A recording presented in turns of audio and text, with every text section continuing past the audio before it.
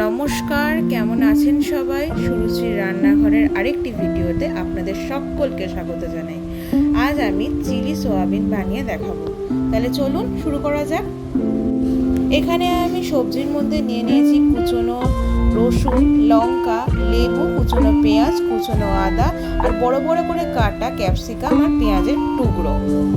এবার সোয়াবিনগুলো সেদ্ধ করার জন্য কড়াইয়ে জল গরম করে নিয়ে তাতে 1 চামচ পরিমাণ মতো নুন এবং 2টো চেরা কাঁচা লঙ্কা এবং 2 চামচ মতো সয়া সস ব্যবহার করব।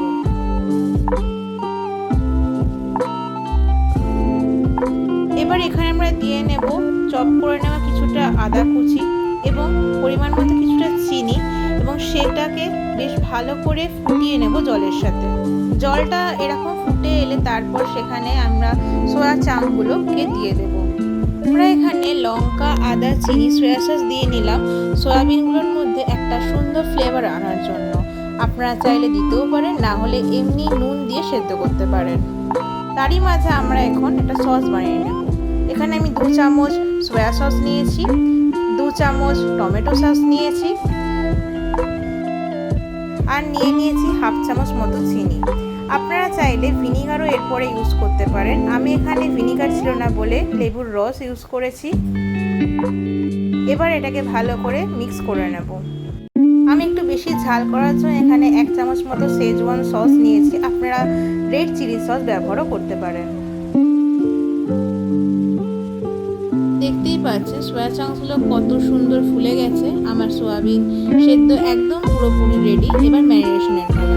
আমি এখানে 2 চামচ কর্নফ্লাওয়ার নিয়েছি এবং পরিমাণ মতো কাশ্মীরি লঙ্কা গুঁড়ো ব্যবহার করেছি এবং পরিমাণ মতো কিছুটা নুন দিয়ে দিয়েছি।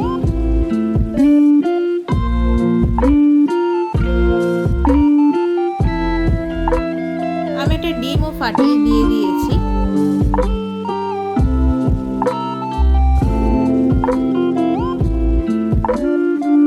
এখানে আমি 1.5 চামচ মতো আদা এবং রসুনের পেস্ট ব্যবহার করেছি। আমি একটু বেশি ঝালের জন্য সাথে লঙ্কাও পেস্ট করেছিলাম। আমি এখানে 2 চামচ মতো ময়দাও দিয়েছিলাম। এবার এগুলোকে ভালো করে মাখিয়ে নিয়ে 15 মিনিটের জন্য ম্যারিনেট করতে রেখে দিয়েছিলাম।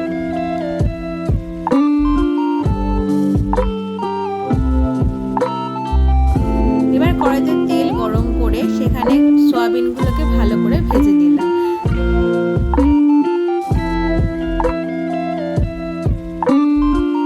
এখানে মনে রাখবেন, যখন আমরা সয়াবিনগুলোকে তেলে ছাড়বো তখন ফ্লেমটা লো করে রাখবো এবং যখন আস্তে আস্তে সয়াবিনগুলো হয়ে যাবে তখন ফ্লেমটা হাই করে ভালো করে 2 পিঠ লাল করে ভেজে নেব, ঠিক এই রকম ভাবে। যে তেলে সয়াবিন ভেজেছিলাম সেখানেই আমি কিছুটা কুচনো রসুন এবং কিছুটা কুচনো আদা দিয়ে দেব।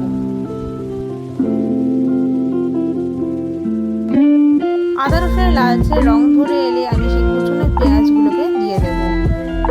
এখানে যেহেতু পুরো রান্নাটাই হাই ফ্লেমে হবে, সুতরাং পেঁয়াজগুলোকে বেশি লাল লাল করে ভাজবো না। এবার আমি বড় বড় করে কাটা যে পেঁয়াজগুলো সেগুলোকে প্রথমে দিয়ে কিছুটা হালকা লাল করে ভেজে নেব।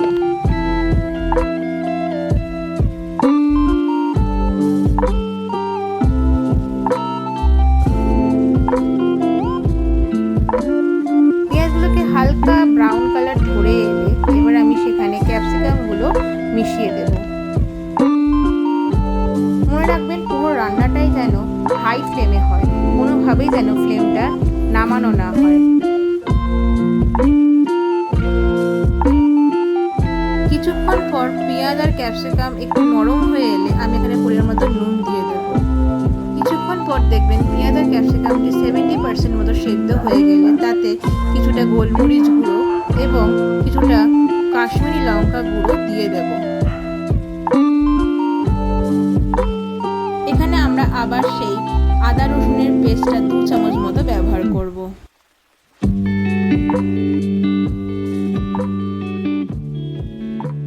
মশলা থেকে তেল ছেড়ে এলেই আমরা দিয়ে দেব আমাদের তৈরি করা রাখা সসটা। মনে রাখবেন, সসটা যেন বেশি না ফোটানো হয়, তাতে সসের স্বাদটা তেতো হয়ে যেতে পারে। এখানে দিয়ে দেবো কিছুটা পরিমাণ মতো চিনি। এবার এটাকে আমরা ভালো করে নাড়িয়ে নেব।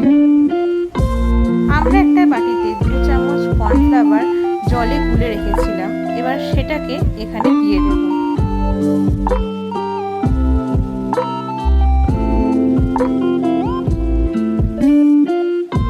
এবার আস্তে আস্তে গ্রেভিটা ঘন হয়ে এলে সাথে আমরা কিছুটা জল অ্যাড করব।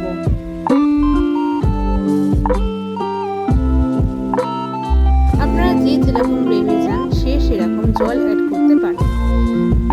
এখানে গ্রেভিটা হালকা ফুটে উঠেছে, এবার আমি এখানে আমার ভেজে রাখা সয়াবিনগুলোকে দিয়ে দেবো।